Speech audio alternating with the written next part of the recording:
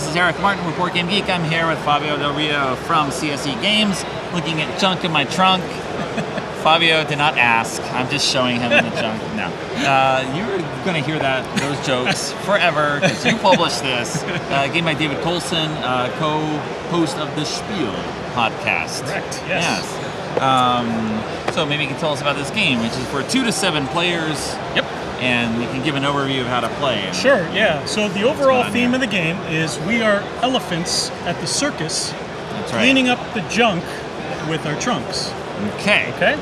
So it's a card-shedding game. They do not actually put junk in their trunk when they It's been a while since I've been to the circus, so maybe it's a new trick. They get a nasal infection that way. That's not how things work. I guess that's going to happen on our guy in the box. Okay. Such is life. Yes. So, we're going to set up how the game's going to play. It's a card-shedding game. Okay. We're all elephants trying to get rid of the last piece of junk. Okay. Okay? So the game starts. Each player is dealt out 3 cards face down. We don't know what they are. Then we get dealt out 7 cards, which we keep in our hand. 3 of them we choose. Oh, sorry. Yeah. 3 of them we choose to play face up. Okay. Okay? With no reason why for anything. Well, at least initially. Initially, there is reason because the way the game's going to work, on each turn, we're going to play cards to the middle of the table. Okay. You can play a card as long as you can match or beat the card on top of the junk pile. Okay. Okay? If you're unable to beat that card, you pick up the junk and add it to your hand. You don't want that because you want to be the first to get rid of their cards. Okay. Okay? So initially we start with nothing out. Correct. Yeah, we're starting from scratch. We start with nothing. So throughout the game, we're going to have our cards in hand. Mm-hmm. But at the end of the game, once we've been playing cards through and the deck has been played out, and these cards have been played out of our hand, we then have to play the cards that are face up. But everyone knows what we have. Okay. So you want to plan out what you have on top. So it could either be higher value cards or some of these special ability cards, which I'll explain. Okay. So as a basic overview of how the game works, you just have to match or beat the card that's played in the middle of the junk pile. But initially I could just do it like this. Yes. So we can just play, and you'll get an idea of whether or not those are good moves in terms of the overall gameplay. Okay. Okay. So this is the setup. So now we have 4 cards in our hand. I'll explain the special cards right from the get-go. The zeros reset the junk pile to 0, so you can play those at any time, basically like a wild card. These cards here, the 1s, allow you to peek at your card that's face down. 2s allow you to swap with someone else. 3s allow you to flip your pile. Okay. Okay? So what you're trying to do is gather information about the cards that are face down, because at the end of the game, if I have more information about my cards than you do, I have an advantage, thinking that I'll be able to beat whatever you play, or just being able to play instead of having to pick up the junk. Okay. Okay? Seems like there's a few things we're explaining, but as we play, you'll see how simple it is. Right. So I mentioned the zeros. They can be played at any time. The fiery hoop is just a straight play it, that's it. The monkey, you play it, and then you play another card from your hand. Okay. The ringmaster, 0, play again, and it clears off the junk pile. Okay. Okay.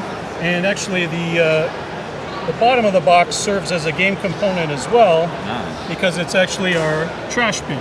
Okay. So the cards get dumped into there whenever the junk pile is cleaned off. Okay. If I can see it. Yep. Okay. So let's just try out a few rounds just to give the basic idea. So whoever's been to the circus first gets to play the first card.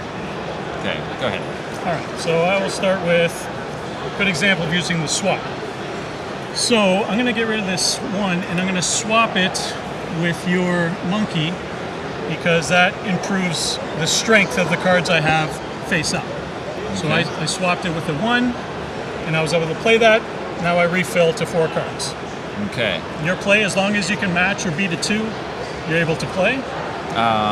So flip. Okay. So you can flip one of yours, you can flip one of mine, anyone at the table.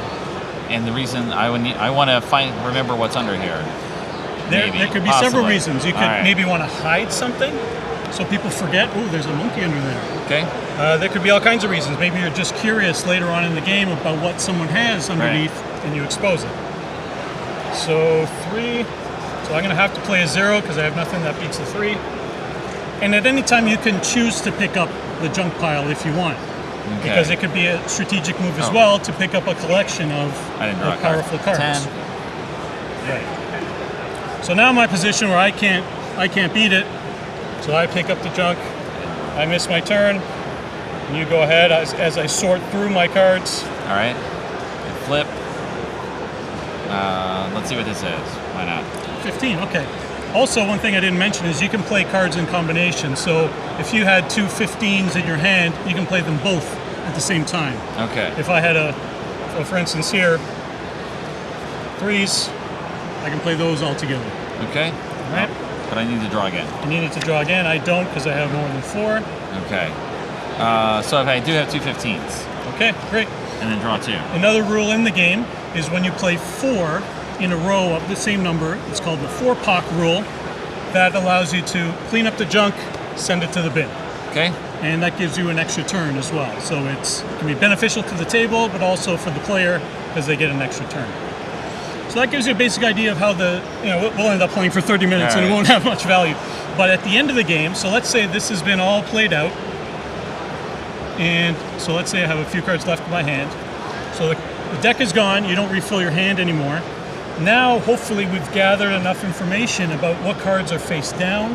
We've maybe improved what cards are face up, leading to that crescendo at the end where you don't want to be the player that picks up the junk when you're right at the end of the game because you have to play out the cards from your hand first before you play these, and then you play the face down cards. Okay. So, again, in terms of, there's a few things going on, but it's very straightforward in terms of you're just playing the next card, match or beat it. You want to gather information about the cards that are face down. So on your turn now, if you had to play, you have to play 15 or higher. Yep. You don't have that. Yep. You got to pick all these up. I got to pick them all up, exactly. Okay. And sometimes that pile can get really high. So eventually it's going to keep going. 10, 50, whatever. I got a 50. 50. So then I can start playing off here. Right. So once the deck is done. And you were struggling constantly against this ever-growing pile of... If you get stuck collecting cards, but you can only play these once the deck has been depleted. Right. So deck's out now, and this deck's is fine. out now. My That's gone. empty. I still have to fiddle with these. You're going to pick up from a 50. Yeah, I am, except for I have the 0, but exactly. I would pick those up. And as a 2-player game, it's much more cutthroat, like big piles going back and forth. Right. It really sings as a 3+ player game. Okay. It really comes together. All right. The artwork done by Josh Capel, which from all kinds of lovely games and artwork. Dave Colson, of course, from the Spiel. Stephen Conway had a big part in the game, editor of the game.